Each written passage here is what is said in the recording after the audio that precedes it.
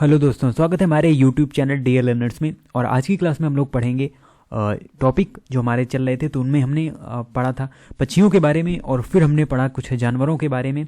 और आज की क्लास में हम लोग पढ़ने वाले हैं कुछ इंपॉर्टेंट फैक्ट रिलेटेड टू जो भी हमारे कीट हैं, जैसे कि चींटी हो गया, उसके अलावा सांप हो गया, उन सभी के बारे में जो इंपॉर्टेंट तथ्य हैं जिनसे रिलेटेड क्वेश्चन हमारे एग्जाम में पूछे जाते हैं। सीटेट पेपर 1 EVS के अंतर्गत ये सभी क्वेश्चन पूछे जाते हैं, तो टॉपिक वाइज हम इनको कवर कर रहे हैं। तो चलिए स्टार्ट करते हैं आज की क्लास को और देखते हैं सबसे पहले यहाँ पर कुछ फैक्ट रिलेटेड टू सांप यानी कि स्नेक से जुड़े हुए कुछ इंपॉर्टेंट फैक्ट हम इसमें डिस्कस करने वाले हैं।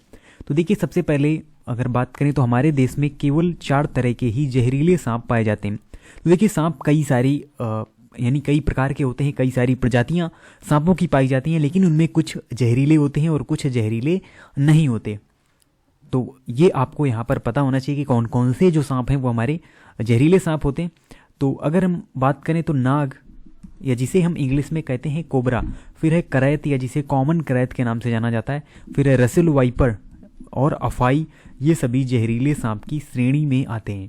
यानी इनके वेनम पाया जाता है इनके शरीर में, इन सांपों के, और फिर क्या होता है कि उस व्यक्ति की मृत्यु तक हो सकती है इनके काटने से। तो ये जहरीले सांप की श्रेणी में आते हैं। और बहुत सारे जो हमारे स्नेक हैं, रेड स्नेक वगैरह, तो ये सभी यानी अजगर। और एक फैक्ट आपको और भी याद रखना है, अजगर यहाँ पर विषैला नहीं होता, यानी इसमें बिल्कुल भी जो जहर है वो नहीं पाया जाता। ये भी आपको याद रखना है, क्योंकि बहुत सारे लोग कंफ्यूज रहते हैं कि अजगर में भी जहर होता है। वो क्या करता है, अपने शिकार को वहाँ पर लपेट कर ही उसकी जो है मृत्यु कर देता है, यानी उसको सीधे निगल जाता है। तो ये आप देखेंगे तो ये है कोबरा, ये सभी जहरीले सांप हैं यहाँ पर। और जो चारों के नाम लिखे गए हैं उन चारों के चित्र भी आप देख सकते हैं। और कहीं ना कहीं आपने ज़रूर इनमें से कुछ स्नेक तो देखे ही होंगे। तो इनमें आप देखते तो होंगे लेकिन आप समझ नहीं पाते होंगे ये कौन सा है। तो इन चित्रों के माध्यम से आप थोड़ा सा आइडिया लगा सकते हैं। वैसे इन सभी से आपको दूरी रहना है, क्योंकि ये सभी जहरीले सांप की श्रेणी में आते हैं। ये हो गया कोबरा और ये है हमारा कॉमन करैत। उसके बाद ये है रसेल वाइपर सांप और ये है अफाई सांप जिसे हम कहते हैं। ये भी मिलता जुलता होता है रसेल वाइपर की तरह ही। अब इनसे जुड़े कुछ और फैक्ट भी हैं। तो ये क्या होता है, जब सांप किसी व्यक्ति को काटता है तो उसके 2 खोखले जहर वाले दांतों से उस व्यक्ति के शरीर में जहर चला जाता है। तो ये आप देख सकते हैं इमेज में, ये 2 दांत होते हैं इसके, जो कि पूरी तरीके से खोखले होते हैं, और यहाँ पर एक थैली होती है जहर से भरी हुई। तो इन दांतों के माध्यम से ही जो जहर है वो व्यक्ति के शरीर में चला जाता है, और जिससे उस व्यक्ति के यानी ये जहर गया और ये खून में मिल जाता है, और खून को ये जमा देता है, यानी जो जमाने का प्रोसेस है वो शुरू हो जाता है। तो इस प्रकार से जो क्लॉट है वो जम जाता है धमनियों के अंदर हमारी। तो इस प्रकार से व्यक्ति की मृत्यु हो जाती है। हार्ट अटैक जैसी जो समस्या है वो देखने को मिलती है, बदन नीला पड़ना, ये सारे उसके लक्षण होते हैं। फिर इस जहर से बचने के लिए व्यक्ति को सीरम नाम की दवा दी जाती है, जो सांप के जहर से ही बनाई जाती है। तो जो भी अदर वैज्ञानिक हैं, जो यानी कि सांप के जहर से ही उस दवा का जो एंटीडोट है वो यहाँ पर तैयार किया जाता है, और वही दवा व्यक्ति को दी जाती है, तभी उसकी जो जान है वो यहाँ पर बच सकती है।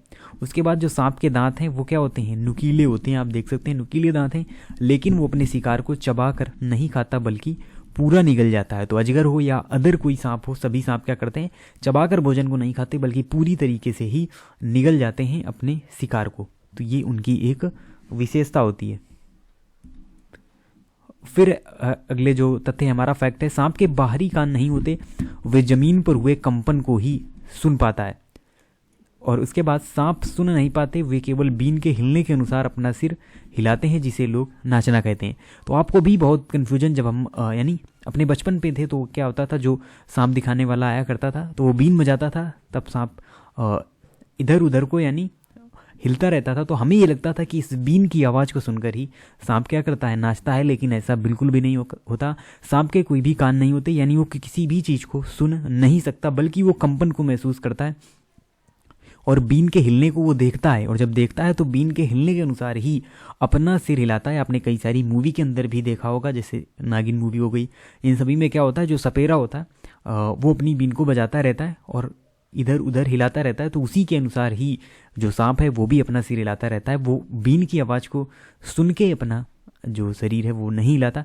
ये आपको अच्छी तरीके से याद रखना, क्योंकि सांप के बाहरी कान होते ही नहीं हैं। फिर है सपेरे को कालबेलिया भी कहा जाता है, और कालबेलिया नृत्य में सांप जैसी मुद्राएं होती हैं। तो ये एक नृत्य भी है कालबेलिया, और इस जाति के लोग भी क्या करते हैं, सांपों की पूजा करते हैं। तो कालबेलिया नृत्य में सांप जैसी मुद्राएं होती हैं और सपेरे को हम कालबेलिया भी कहते हैं। उसके अलावा जो सांप है खेतों में फसलों को चूहे से बचाने में भी मदद करता है। तो हमारे खेतों में जो चूहे रहते हैं उनको भी खा कर ये वहाँ पर उस फसल को बचाता है एक तरीके से। तो हमारे हम ये कह लें पर्यावरण के लिए तो ये अच्छा ही है, लेकिन जब ये हमारे घरों आदि में आ जाता है तो ये हमारे लिए नुकसानदेह हो जाता है, यानी ये हमारे लिए खतरनाक हो सकता है क्योंकि इसमें वेनम भी पाया जाता है। तो ये हो गया सांप के बारे में काफ़ी सारे फैक्ट।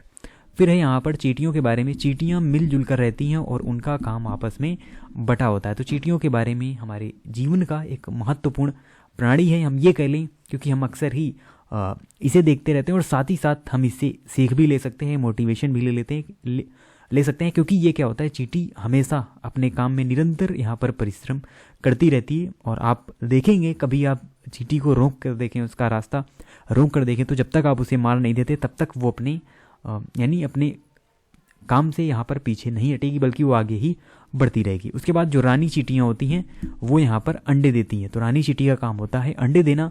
बाकी जो सिपाही चींटियाँ होती हैं वो यहाँ पर बिल का ध्यान रखती हैं, और बाकी जो श्रमिक चींटियाँ होती हैं वो यहाँ पर इस तरीके से भोजन लाती हैं, और ये हमेशा एक कतार में चलती रहती हैं। और इसका भी एक कारण है कि काम करने वाली चींटियाँ भोजन ढूंढकर बिल तक लाती हैं। चींटियाँ चलते समय ज़मीन पर कुछ गंध छोड़ती हैं, जिसे सूंघकर पीछे आने वाली चींटियों को रास्ता मिल जाता है। तो आपने भी देखा होगा चींटियाँ हमेशा एक कतार में चलती हैं। तो ये क्या होता है, जो आगे वाली चींटी यानी सभी चींटियाँ एक विशेष प्रकार की जो गंध है वो छोड़ती रहती हैं। तो उसी को फॉलो करती हुई सभी चींटियाँ यहाँ पर एक ही दिशा में चलती हैं, अपने बिल की ओर चलती हैं, या जहाँ पर भी उनके लिए भोजन मौजूद होता है वो उसी दिशा में ही यहाँ पर बढ़ती रहती हैं। उसके बाद पहरेदार चींटी एक विशेष प्रकार की गंध से दूसरी चींटी को पहचान लेती है, यानी इनका भी जो एक गुट होता है, एक दल होता है, और इसमें अगर दूसरी चींटी आ गई तो वो यहाँ पर पहचान लेती हैं एक विशेष प्रकार की गंध के माध्यम से। उसके बाद चींटियाँ खाने की चीज़ों को बिल में जमा करती हैं। तो जो चींटियाँ हैं खाने की चीज़ों को ही बिल में जमा करती रहती है, यानी कोई भी चीज़ उनको जो भी खाने की मिली वो वहाँ पर उसको अपने बिल में ले जाती हैं। तो ये कुछ इम्पॉर्टेंट फैक्ट हैं चींटियों से रिलेटेड। फिर है हमारा जो अगला कीट है, हम ये कह लें, वो है केचुआ। और केचुआ को किसान का मित्र भी माना जाता है, और इसे कहा जाता है अर्थवॉर्म। इसे हम अर्थवॉर्म कहते हैं इंग्लिश में। और केचुआ किसान मित्र होता है, और क्यों होता है, क्योंकि केचुआ मृत पत्तियों को खाता है और इसके मल से ज़मीन उपजाऊ बनती है। यानी इसका जो मल होता है ये एक खाद के रूप में, एक उर्वरक के रूप में कार्य करता है। तो ये हमारे लिए काफ़ी इसीलिए फ्रेंडली होता है हमारी खेती के लिए, और किसान का मित्र इसीलिए इसे कहा जाता है। फिर केंचुए ज़मीन में छेद बनाकर मिट्टी को मुलायम कर देते हैं। तो यानी ये छेद बनाकर मिट्टी को क्या करते रहते हैं, मुलायम करते रहते हैं, जिससे वायु वहाँ पर पहुँचती है, और जो मिट्टी होती है ये और भी ज़्यादा यहाँ पर उपजाऊ बन जाती है। तो ये कार्य होता है केंचुए का।